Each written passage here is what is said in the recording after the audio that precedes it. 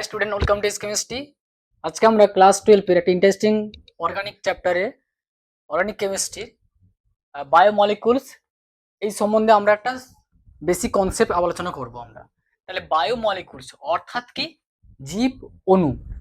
এক্ষেত্রে আমরা যে এই চ্যাপ্টারের মধ্যে কি কি থাকবে, এক হচ্ছে কার্বোহাইড্রেট অর্থাৎ শর্করা থাকবে, প্রোটিন থাকবে, লিপিড, ফ্যাট আর হচ্ছে নিউক্লিক অ্যাসিড। তাহলে মূলত ক্ষেত্রে আমরা যে কার্বোহাইড্রেট অর্থাৎ যে কার্বোহাইড্রেট এই কার্বোহাইড্রেট অর্থাৎ যে সুগার মানে হচ্ছে শর্করা। তাহলে কার্বোহাইড্রেটকে আমরা ভাগ করতে পারি, অর্থাৎ ক্লাসিফিকেশন আমরা তিন ভাগে ভাগ করতে পারি। ক্লাসিফিকেশন এক হচ্ছে কি মনোস্যাকারাইড,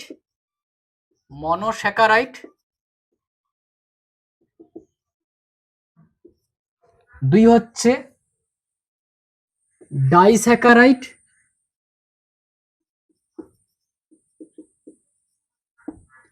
আর তিন হচ্ছে পলিস্যাকারাইড।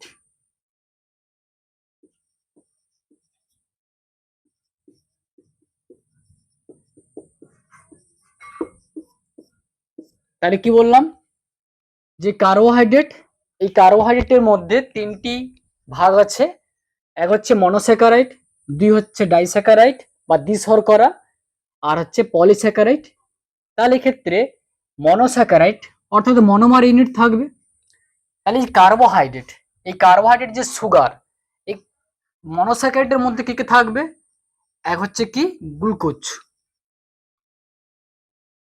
গ্লুকোজের সংকেত কি C6H12O6।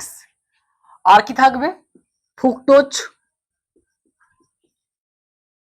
ফ্রুক্টোজের সংকেত কি, এক্ষেত্রে গ্লুকোজের যে মলিকুলার ফর্মুলা আর সুক্রোজের ক্ষেত্রে এক্ষেত্রে কিন্তু তার যে কেমিক্যাল যে মানে কেমিক্যালের যে ফর্মুলা, আণবিক যে ফর্মুলা বা কেমিক্যাল যদি আমরা ফর্মুলা দেখি তাহলে একই থাকবে C6H12O6। অর্থাৎ দুই ক্ষেত্রে কার্বনের সংখ্যা 6টি, হাইড্রোজেন পরমাণুর সংখ্যা হচ্ছে 12টি, আর অক্সিজেন পরমাণুর সংখ্যা হচ্ছে 6টি। আর কি হতে পারে গ্লাকটোজ।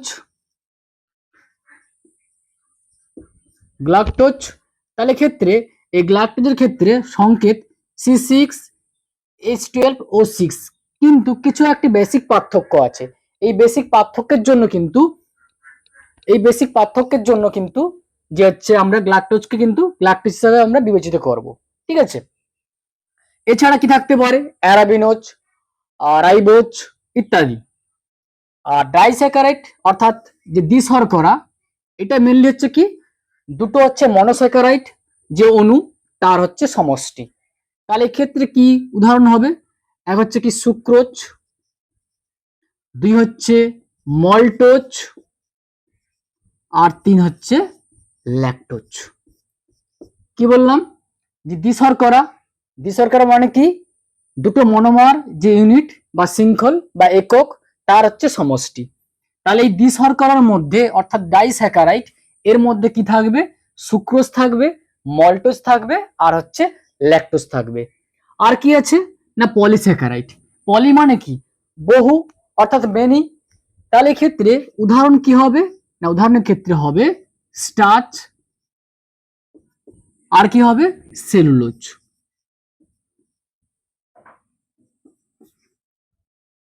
কি বললাম পলিস্যাকারাইড হচ্ছে স্টার্চ আর হচ্ছে সেলুলোজ। তাহলে আমরা যদি আবার ঘুরে দেখি যে কার্বোহাইড্রেট, এটা হচ্ছে একটি বায়োমলিকুলার একটা হচ্ছে পার্ট। এই কার্বোহাইড্রেটের যে ভাগ তার তিনটি অংশ, একটা হচ্ছে মনোস্যাকারাইড, একটা হচ্ছে ডাইস্যাকারাইড, আর হচ্ছে একটা পলিস্যাকারাইড। এই মনোস্যাকারাইড যেটা যার মধ্যে মনোমার ইউনিট থাকবে, অর্থাৎ সেটা হতে পারে এক্ষেত্রে আমরা যে দ্বিশর্করা কিংবা পলিশর্করা এদের ক্ষেত্রে যে সমস্ত মনোমার ইউনিট থাকবে সেগুলি কিন্তু মনোস্যাকারাইড। যেমন কি আমরা তিনটি উদাহরণ বললাম, গ্লুকোজ, ফ্রুক্টোজ আর হচ্ছে গ্লাকটোজ।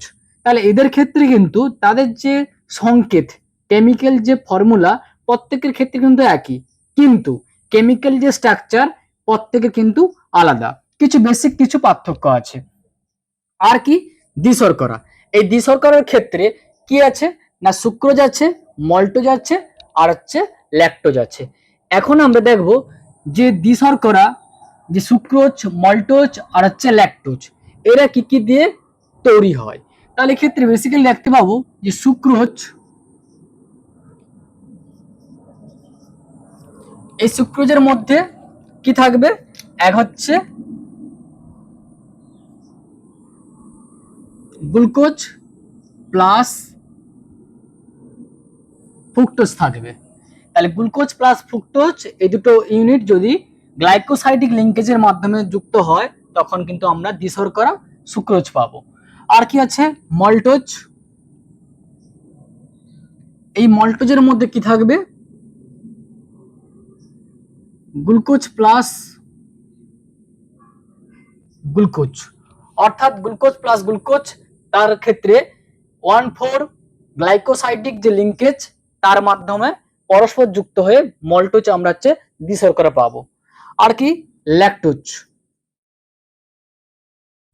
এই ল্যাকটোজ যে দ্বিশর্করা, এর মধ্যে কি থাকবে, গ্লুকোজ প্লাস গ্ল্যাকটোজ থাকবে। তাহলে কি বললাম, যে ক্ষেত্রে গ্লুকোজ প্লাস গ্ল্যাকটোজ এই দুটো মনোমার অর্থাৎ মনোস্যাকারাইড এর সমন্বয়ে গঠিত হবে হচ্ছে ল্যাকটোজ, আর গ্লুকোজ প্লাস গ্লুকোজ এই দুটো মনোস্যাকারাইডের সমন্বয়ে গঠিত হবে হচ্ছে মল্টোজ, আর গ্লুকোজ প্লাস ফ্রুক্টোজ এই দুটো মনোস্যাকারাইডের সমন্বয়ে যুক্ত হবে হচ্ছে কি বা উৎপন্ন হবে হচ্ছে সুক্রোজ। তাহলে মেনলি ক্ষেত্রে বেসিক্যালি আমরা দেখতে পাবো যে সুক্রোজ, মল্টোজ আর হচ্ছে ল্যাকটোজ এরা হচ্ছে কি, এই তিনটি হচ্ছে কিন্তু দ্বিশর্করা। এরপর আসছে কি, পলিস্যাকারাইড। পলি মানে কি হচ্ছে বহু, মেনি, অনেকগুলো মনোস্যাকারাইডের সমষ্টি থাকবে ক্ষেত্রে। তাহলে ক্ষেত্রে আমরা উদাহরণ কি বলেছিলাম, স্টার্চ আর হচ্ছে সেলুলোজ। তাহলে স্টার্চ বা সেলুলোজ এরা কি কি দিয়ে গঠিত হয়, তাহলে স্টার্চ, এই স্টার্চের মধ্যে কি থাকবে, গ্লুকোজ। তাহলে গ্লুকোজের n সংখ্যক মনোমার ইউনিট থাকবে। আর সেলুলোজের মধ্যে কি থাকবে, এই সেলুলোজ এর মধ্যে কিন্তু সেই গ্লুকোজ মনোমার থাকবে, কিন্তু সেটা হচ্ছে তার মধ্যে যে লিঙ্কেজ থাকবে সেই লিঙ্কেজের মধ্যে কিছু বেসিক পার্থক্য থাকবে। তাহলে ক্ষেত্রে আমরা বলতে পারি যে গ্লুকোজ এন। তাহলে এনটা ক্ষেত্রে হচ্ছে কি পূর্ণ সংখ্যা ইন্টিজার, তাহলে এখানে এন হচ্ছে কিন্তু ভ্যারি করবে যে কত সংখ্যক আছে গ্লুকোজ অণু, ঠিক আছে।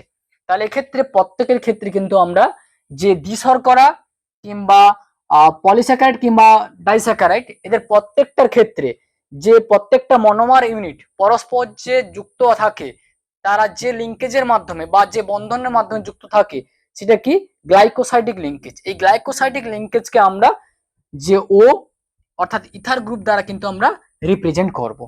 আশা করি ক্লিয়ার। আচ্ছা, বেসিক জিনিস যেটা ছিল আমাদের গ্লুকোজ, এই গ্লুকোজের স্ট্রাকচার কি হবে, তাহলে গ্লুকোজের ক্ষেত্রে যে ওপেন স্ট্রাকচার সেটা কি, তাহলে গ্লুকোজের মধ্যে কি থাকে না, গ্লুকোজের মধ্যে অ্যালডিহাইড গ্রুপ থাকে। কটি কার্বন আছে ক্ষেত্রে, 6টি কার্বন আছে। তাহলে প্রথমে আমরা অ্যালডিহাইড যে পার্ট এটাকে আমরা লিখব, তারপরে আর বাকি থাকলো 5টা। তাহলে 1 2 3 4 5 আর নিচে হচ্ছে 6। তাহলে লাস্ট পজিশন 6 নম্বর যে কার্বন সেখানে কি লিখবো, CH2OH। এবার প্রশ্ন 2 নম্বর যে কার্বন, এই কাইরাল কার্বন, এক্ষেত্রে ডান দিকে থাকবে OH আর বাম দিকে থাকবে H, পরেরটা রিপিট হবে। তাহলে 3 নম্বর যে কাইরাল কার্বন সেক্ষেত্রে এদিকে থাকবে হচ্ছে H আর এদিকে হচ্ছে OH। 4 নম্বর কাইরাল কার্বন, এখানে থাকবে OH অর্থাৎ ডান দিকে রাইট সাইড, আর লেফট সাইডে হাইড্রোজেন। অনুরূপভাবে 5 নম্বর যে কার্বন, এই 4 নম্বর কাইরাল কার্বনের মতো 5 নম্বর কিন্তু কাইরাল কার্বন, এক্ষেত্রে থাকবে OH আর এখানে থাকবে OH। তাহলে ক্ষেত্রে এই যে গ্লুকোজ অণু আছে, এই গ্লুকোজ অণুর মধ্যে কিন্তু 6টি কার্বন আছে, আর এক্ষেত্রে অ্যালডিহাইড গ্রুপ থাকার জন্য এটিকে আমরা বলবো অ্যালডোহেক্সোজ। আশা করি ক্লিয়ার। এরপরে কি আছে, ফ্রুক্টোজ। এই ফ্রুক্টোজের ক্ষেত্রে একটু ডিফারেন্ট হবে। ডিফারেন্টটা কি, যে গ্লুকোজের ক্ষেত্রে আমরা যে 2 নম্বর যে কাইরাল কার্বনে আমরা OH গ্রুপ লিখেছি, আর 1 নম্বরে আমরা কি লিখছি, অ্যালডিহাইড গ্রুপ, ফাংশনাল গ্রুপ। এই 1-2 এর মধ্যে কিছু পার্থক্য হবে। সেটা কি, তাহলে গ্লুকোজের ক্ষেত্রে, ফ্রুক্টোজের ক্ষেত্রে তাহলে একে থাকবে CH2OH, 2 নম্বর থাকবে কিটো গ্রুপ, আর 3, 4, 5, 6 পুরো একরকম হবে। তাহলে 3-এ কি আছে, রাইট সাইডে হাইড্রোজেন, লেফটে OH, আর 4-এ OH রাইট সাইড, লেফটে হচ্ছে আছে H, 5-এ OH এদিকে থাকবে আর H-টা এদিকে থাকবে। ক্লিয়ার? 6-এ কি, alcoholic part, primary alcohol, CH2OH আছে। তাহলে এক্ষেত্রে বলতে পারি নাম্বারিং যদি করি 1, 2, 3, 4, 5, 6, তাহলে 2 নম্বর যে কার্বন, এই কার্বনটা হচ্ছে কি sp2 হাইব্রিডাইজড কার্বন। তাহলে এই কার্বন হচ্ছে sp2 হাইব্রিডাইজড। আর বাকি তোমার হচ্ছে 1 নম্বর কার্বন, তাহলে 1 C1, C3, C4, C5 আর C6। এই যে 5টা কার্বন, এই 5টি কার্বন কিন্তু sp3 হাইব্রিডাইজড। কিন্তু এক্ষেত্রে আমাদের মাথায় রাখতে হবে যে কাইরাল কার্বন কেবলমাত্র 3, 4 আর 5। এই 3, 4 কার, 3, 4, 5 এটা হচ্ছে কি, তাহলে 3, 4, 5, এই 3, 4, 5 এই 3টি কার্বন কিন্তু কাইরাল কার্বন। অর্থাৎ এটি হচ্ছে কি অপটিক্যালি একটি অ্যাক্টিভ কম্পাউন্ড, অর্গানিক কম্পাউন্ড। আর যদি আমরা গ্লুকোজ দেখি তাহলে সেক্ষেত্রে 1 নম্বরটা হচ্ছে কি sp2 হাইব্রিডাইজড, আর বাকি পুরোটা হচ্ছে কি sp3 হাইব্রিডাইজড। কিন্তু গ্লুকোজের ক্ষেত্রে C2, C3, C4 আর C5 এই 3টি কার্বন কিন্তু, এই 4টি কার্বন এরা হচ্ছে কি কাইরাল কার্বন। বাকি হচ্ছে কি 6 নম্বর যে কার্বন অর্থাৎ প্রাইমারি যে কার্বন, এটা হচ্ছে sp3 কিন্তু অ্যাকাইরাল। আর বাকি 1 নম্বর যে কার্বন এটা হচ্ছে sp2 কিন্তু অ্যাকাইরাল। আশা করি বুঝতে পেরেছো। তাহলে ক্ষেত্রে আমরা বলতে পারি যে গ্লুকোজের ক্ষেত্রে 6টি কার্বন আছে, আর 1 নম্বর যে কার্বন সেখানে অ্যালডিহাইড যে ফাংশনাল গ্রুপ থাকার জন্য গ্লুকোজকে আমরা বলবো অ্যালডোহেক্সোজ। আর ফ্রুক্টোজের ক্ষেত্রে 2 নম্বর যে কার্বন sp2 হাইব্রিডাইজড, এক্ষেত্রে কিটো গ্রুপ থাকার জন্য এটিকে আমরা বলবো যে কিটোহেক্সোজ। আশা করি ক্লিয়ার। আর বাকি থাকলে হচ্ছে কি গ্লাকটোজ। এই গ্লাকটোজের ক্ষেত্রে বেসিক পার্থক্য কি না, গ্লুকোজের ক্ষেত্রে আমরা যে 4 নম্বর যে কার্বন আছে কাইরাল কার্বন, এই কার্বনের ক্ষেত্রে আমরা দেখতে পাচ্ছি যে OH গ্রুপটি কিন্তু রাইট সাইডে আছে। যদি আমরা এই OH গ্রুপকে যদি আমরা কি বললাম, OH গ্রুপকে যদি আমরা চেঞ্জ করি, অর্থাৎ তার ওরিয়েন্টেশন যদি আমরা পরিবর্তন করি, যদি এটাকে আমরা লেফট সাইডে আনি আর H কে যদি আমরা রাইট সাইডে আনি, তখন কিন্তু আমরা বলতে পারবো কিন্তু গ্লাকটোজ। অর্থাৎ কিভাবে আসবে, CHO OH H OH 1, 2, 3, 4, 4 নম্বরটা কি বলছি পরিবর্তন, তাহলে H OH 5-এ সেম থাকবে আর 6-এ থাকবে অ্যালকোহল। তাহলে 1, 2, 3, 4, 5, 6, তাহলে এটা হচ্ছে কি গ্লাকটোজ। তাহলে এই গ্লুকোজ, গ্লাকটোজ, ফ্রুক্টোজ, অ্যারাবিনোজ এরা প্রত্যেকটা হচ্ছে কি রিডিউসিং সুগার, আর মল্টোজ, ল্যাকটোজ এরা হচ্ছে রিডিউসিং সুগার। কিন্তু কিন্তু হচ্ছে সুক্রোজ কিংবা সেলুলোজ কিংবা স্টার্চ এরা হচ্ছে নন রিডিউসিং, এরা হচ্ছে সুগার।